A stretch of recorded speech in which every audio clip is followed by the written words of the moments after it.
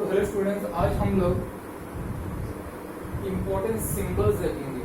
ठीक है, important symbols basic जो कि बेसिक इनइक्वालिटीज में यूज होता है। ठीक है, अब symbols is very important if you this is the basic of maths.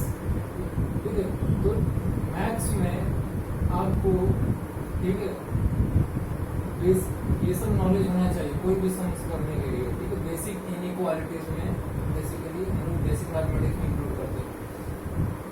तो पहला सिंबल है बिलोंग। देखो ये बिलोंग्स टू है। ठीक है, this symbol is belongs to, इसको हम लोग बिलोंग्स टू बोलते हैं। ठीक है, ये फिजिक्स में भी होता है। फिजिक्स में भी हम लोग लिखते हैं, इसको हम लोग आई थिंक एप्सिलॉन बोलते हैं। ठीक है, या एप्सिलॉन ही बोलते हैं ज्यादा करके। So I think it should be epsilon only. So but in mathematics the symbol means belongs to. ठीक है, अब यहाँ पे देखो सेकंड सिंबल्स क्या है? Greater then. This is greater then. ठीक है, थर्ड वन देखो, दिस इज ग्रेटर देन और इक्वल टू। ग्रेटर देन और इक्वल टू। ठीक है, ये साइन यहाँ पे समझ लो। मैं इधर खड़ा हूँ, एरो इधर है। ठीक है, तो मैं मेरे साइड जब एरो रहेगा, ठीक है, मेरे साइड जब एरो रहेगा तो ग्रेटर देन आएगा। ठीक है, ग्रेटर देन और इक्वल टू। नीचे देखो, नीचे के हॉरिजॉन्टल लाइन दिया है, तो ग्रेटर देन और इक्वल टू होता है। ठीक है, fourth one is less than. Arrow sign देखो वो साइड ऑपोजिट में, एरो साइन ऑपोजिट में, तो उसे हम लेस देन बोलते हैं। Less than. ठीक है, यहां पे देखो फिफ्थ वाला है लेस देन और इक्वल टू। लेस देन और इक्वल टू, एक वर्टिकल लाइन नीचे अगर मैंने ड्रॉ कर दिया तो इक्वल टू आ गया, लेस देन और इक्वल टू हो गया।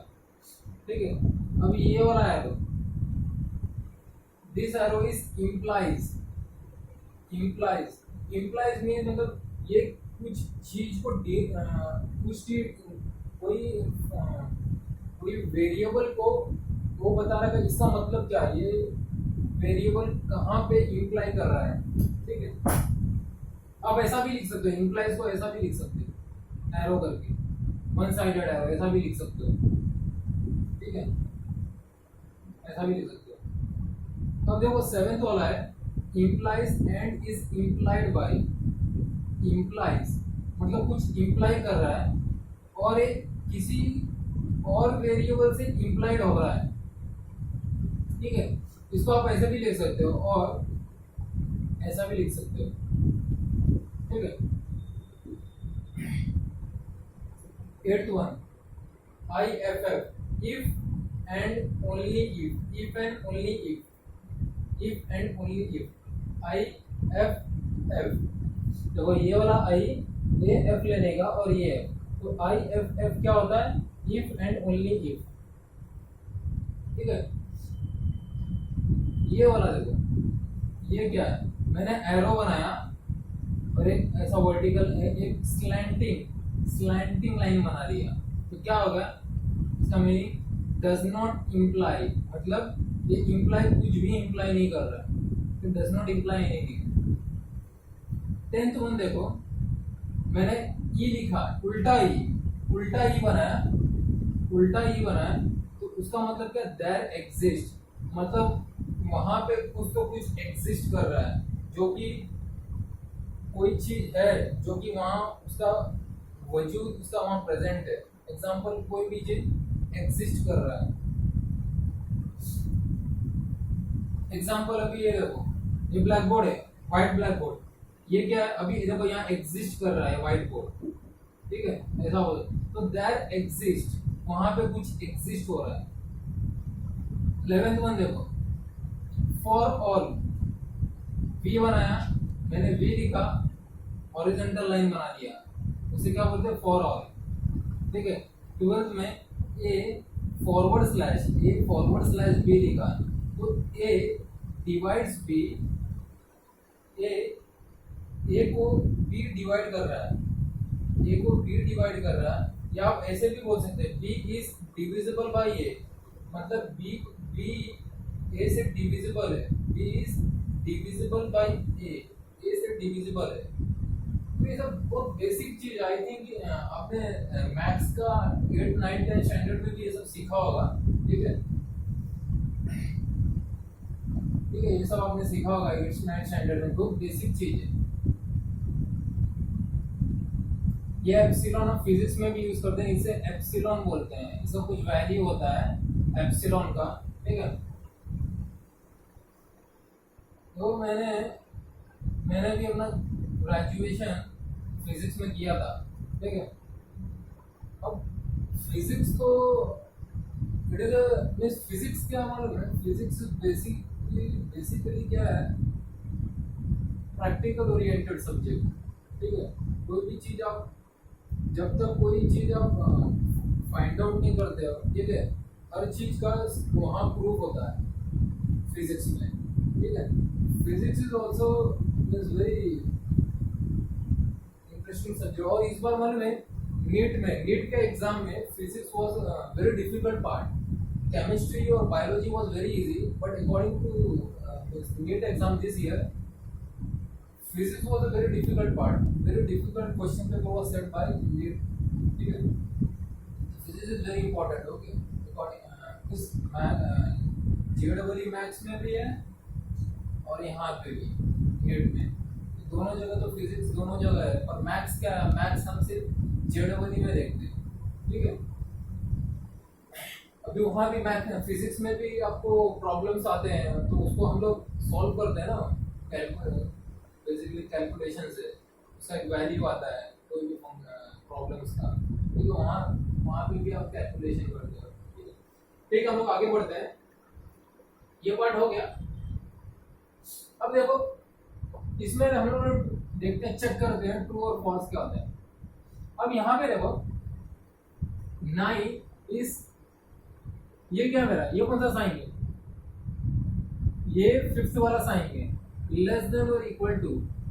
ठीक है, ये मेरा 5th वाला साइन है, तो 9 इज लेस देन और इक्वल टू 9। 9 से मतलब एक नंबर है, खुद के नंबर से लेस कैसा हो सकता है, खुद के नंबर से कोई भी नंबर लेस कैसा हो सकता है, नहीं हो सकता है, कोई चांस ही नहीं है। पर हाँ नीचे इक्वल दिया है। ठीक है, तो 9 इज लेस देन और इक्वल टू, लेस तो नहीं है पर इक्वल तो है, तो मतलब एक कंडीशन तो सेटिस्फाई हो रहा है, तो ये हमारा क्या होगा, ये राइट है, दिस इज ट्रू। हम लोग ट्रू और फॉल्स देखते हैं। ठीक है, अब यहाँ पे देखो 3 इज ग्रेटर देन और इक्वल टू 2। 3 यहाँ पे देखो, 3 बेसिकली यहाँ पे इक्वल तो नहीं है 2 से, 2 से इक्वल नहीं है पर ग्रेटर है जरूर, 3 ग्रेटर है 2 से। तो यहाँ पे ये भी कंडीशन देखो, दोनों में से एक कंडीशन अगर सेटिस्फाई हो रहा है तो ट्रू होगा। ठीक है, तो ये मेरा ट्रू होगा। तीसरा 5 इज ग्रेटर देन और इक्वल टू 7, जो कि मेरा ये वाला है, ये वाला थर्ड वाला डिनोशन है। तो 5 ग्रेटर है क्या 7 से, नहीं है। इक्वल है क्या 7 से, नहीं है। दोनों कंडीशन फॉल्स हो रहा है, तो दिस इज फॉल्स। ठीक है,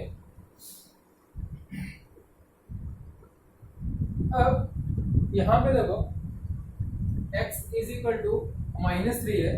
ठीक है, x is equal to -3 and x square is equal to 9 है। तो यहाँ पे देखो ये कंडीशन राइट है क्या रॉन्ग है, यहाँ पे x अगर 3 है, देखो मैं यहाँ पे बताता हूँ, x -3 है, अगर मैंने इसका स्क्वायर किया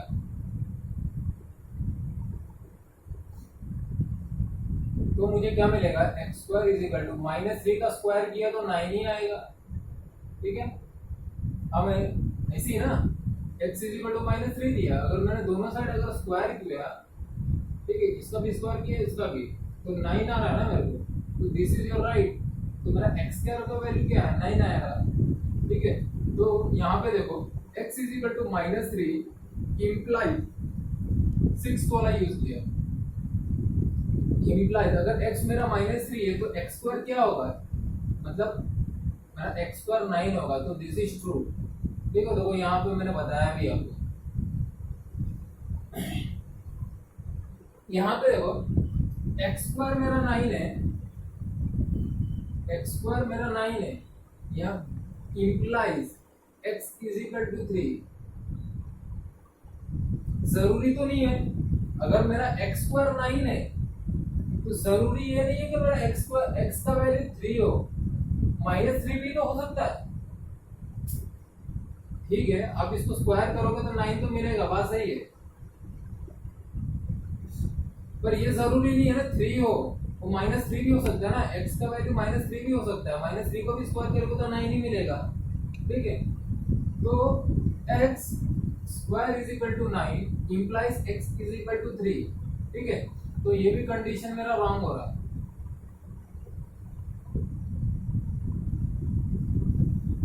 अब यहाँ पे देखो x square is equal to 9, ठीक है, x square is equal to 9 implies x is not equal to 3।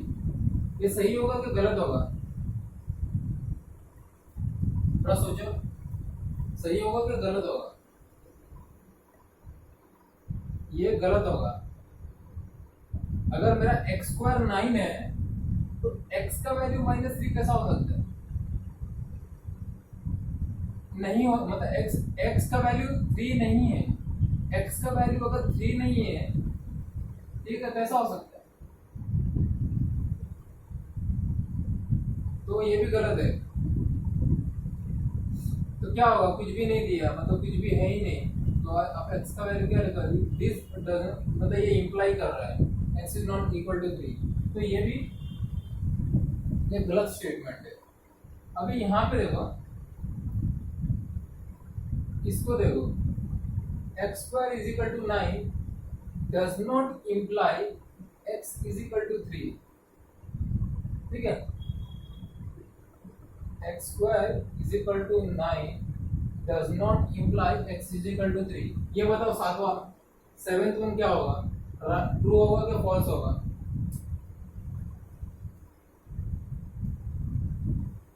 Seventh one true होगा क्या फॉल्स होगा? ये मेरा ट्रू होगा। कैसे? अगर मेरा x स्क्वायर 3 है तो x is does not imply x is equal to 3। देखो ये तो यही हो गया, ये वाला फिफ्थ वाला, बस हम लोग ने नॉट डाला यहाँ पे, डज नॉट इम्प्लाई। यहाँ x square is equal to 9 implies x is equal to 3, ये रॉन्ग था। तो अगर मैं ऐसा कर दूंगा डज नॉट इम्प्लाई, तो ये क्या हो जाएगा, ट्रू हो जाएगा ना। ठीक है, मैंने बोला क्योंकि x का वैल्यू -3 भी तो हो सकता है, यहाँ पे 3 दिया है, -3 भी हो सकता है, पर -3 तो दिया नहीं है इधर, यहाँ सिर्फ 3 दिया है। ठीक है, तो ये कंडीशन भी मेरा रॉन्ग होता है। तो this condition is also wrong, sorry this condition right, because does not imply दिया। अगर समझ लो ऐसा दिया होता तो रॉन्ग होता ना, कि वैसा ऐसा डज नॉट इम्प्लाई दिया, तो obviously this is right. Eighth वाला क्या होगा, x square is equal to 9, x square is equal to 9 कौन सा दिया, 7 का क्या, इम्प्लाइज नहीं, implies and is implied by, implies and is implied by. तो x square is equal to 9 दिया है, implied and is implied by x is equal to 3। तो ये कंडीशन क्या होगा, ये रॉन्ग होगा। x स्क्वायर 9 है तो x का वैल्यू जरूरी तो नहीं है 3 होगा। ठीक है, ये कंडीशन रॉन्ग होगा। ठीक है, अब 9th वाला देखो, मेरा x का वैल्यू 3 है, तो x का वैल्यू 3 है तो implies and is implied by x square is equal to 0। अगर x का वैल्यू 0 है, ठीक है, तो मेरा अगर मैंने इसको स्क्वायर किया तो जीरो का कितना भी स्क्वायर करो तो जीरो ही मिलेगा। मैंने इसका 1000 टाइम किया, ठीक है, फिर भी तो x का वैल्यू जीरो ही मिलेगा, ठीक है। 1000 टाइम्स करने की जरूरत नहीं है, इतना आता नहीं है। x⁻10 कर दो, x⁸8 कर दो, ठीक है, तो जीरो ही आएगा ना। तो this is your right condition, ठीक है। अब 10th वाला देखो, x is equal to 5 if and only if 1/5 मेरा x का वैल्यू 5 दिया है, x का वैल्यू यहाँ पे 5 दिया है, ठीक है। x का value if and only if 1/5 is equal to 1/x। मेरा x का वैल्यू 5 कब होगा? मेरा x का वैल्यू 5 कब होगा? जब देखो मैथ्स में क्या होता है, 1/x इज इक्वल टू 1/5 दिया है। मेरा x का वैल्यू 5 कब होगा? जब मेरा 1/x इज इक्वल टू 1/5 होगा। देखो यहाँ पे क्या होता है, 1 इज इक्वल टू 1 होता है, ठीक है, हम लोग ऐसा लिखते हैं, and x is equal to 5 होगा। तो x का वैल्यू तो 5 आ रहा है ना मेरे को, वहीं पे दिया x is equal to 5 and only 1/x is equal to 1/8। समझ लो ऐसा दिया होगा, a/x इज इक्वल टू 2/7, तो क्या होगा? अब बताओ x का वैल्यू क्या होगा?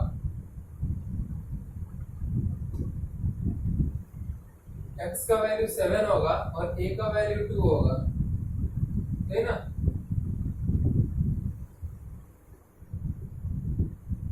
a का वैल्यू 2 होगा और x का वैल्यू 7 होगा, ऐसा होता है।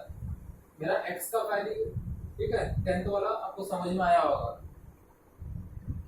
अब 11th वाला देखो आप, 11th में क्या है? 11th में हमको दिया है there exists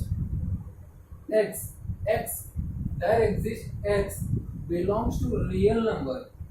x एक वेरिएबल है जो कि रियल नंबर को बिलोंग कर रहा है, ठीक है। x² + 3 = 0, क्या होगा? ये सही है क्या? there exists x कोई एक वेरिएबल है, वो रियल नंबर को बिलोंग कर रहा है, ठीक है। तो x² + 3 = 0, ठीक है। तो ये सही है क्या गलत है? ये गलत है, ये वाला पार्ट गलत है। 11th वन, x एक वेरिएबल है जो कि रियल नंबर को बिलोंग कर रहा है, पर वो आप x का स्क्वायर करो प्लस 3 = 0 करो तो ये रियल नंबर को बिलोंग नहीं कर रहा है। 12th वाला देखो, 12th में क्या है?